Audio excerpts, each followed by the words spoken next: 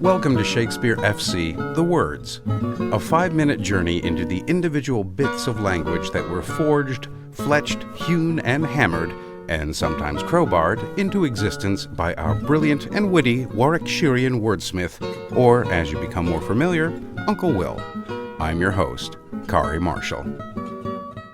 Today we move from drunkards in a London tavern deep into the magical Athenian woods, on to the summer retreat of Windsor, and rounding ourselves out with a trip down the catwalk to a hip-hop soundtrack, and arriving back in North London, which is red, by the way, with a certain pep, not Guardiola, in our step. William coined for us today a word that he was immensely fond of, but has gone through a bit of a change over the years. So pour the ale, strike up pipers, and let's get our swagger on.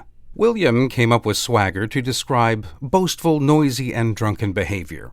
Always looking to his surroundings for inspiration, our fair uncle birthed the boisterous descriptor in the Boar's Head Tavern in his Henry IV. A quick recap. King Henry wrangles with rebellion while his heir, Prince Hal, perfects the art of procrastination, trading politics for pints amongst the bawdy band of rapscallion rabble-rousers headed by the frolicsome John Falstaff. King Henry becomes increasingly sick and weary as the uprising against the crown continues. By the time we reach Act 2 of the second part of the tale, the tavern has become a battlefield of its own, as Mistress Quickly and Doll resolve they will not suffer any more noisy, blustering, drunken fools in their establishment. And then, one of Falstaff's boisterous booze buddies craves admittance. Sir, ancient pistols below would speak with you. Hang him, swaggering rascal! Let him not come hither. It is the foul-mouthed rogue in England. If he swagger, let him not come here. Uncle William would continue this less than flattering descriptor, this time not in relation to lager louts, but to lounging lovies. Well, a group of bumbling actors rehearsing a play in the forest, anyway. What hempen homespuns have we swaggering here, so near the cradle of the fairy queen? The likely origins are Scandinavian, most likely deriving from the Old Norse svegja, meaning to sway, rock, or totter. This came into the Middle English swagen, describing unsteady movement, swaying, or lurching.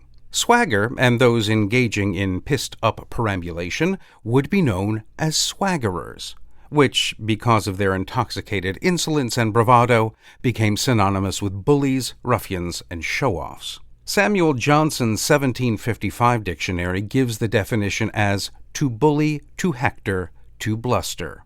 And that negative description would stick until the 19th century, when the Victorians softened its use. It still contained the essence of arrogance, but also could suggest a showy confidence in walk or dress, the height of 1900s Victorian dandyism, vain but not contemptible. In 1918, returning First World War soldiers would be described in the New York Times as proudly swaggering down the street. And that moves us from the confetti-strewn streets of the early 20th century to the corner curbs of Brooklyn in the 21st, when a hip-hop legend would help secure the essence of the word with coolness, bravado, and charm. Mr. West is in the building, swagger on 100,000 trillion. On a side note, Jay-Z also happens to have extraordinarily good taste in supporting proper football teams, and it just so happens to be my club as well. Victor Gyökeres, a proper gunner now! Arsenal with a swagger, a smile, and a smidgen of style. Well, alas and alack, my friends, that is all we have time for. Join us again next time for another hopefully informative journey into the mind of Uncle William. I'm Kari Marshall. Farewell until next time. Shakespeare Full Circle is a production of WGTE Public Media and is sponsored in part by the generous support of the Cowie Family Charitable Trust and Michelle and Kelvin McElwain. All previous episodes are available at wgte.org/sfc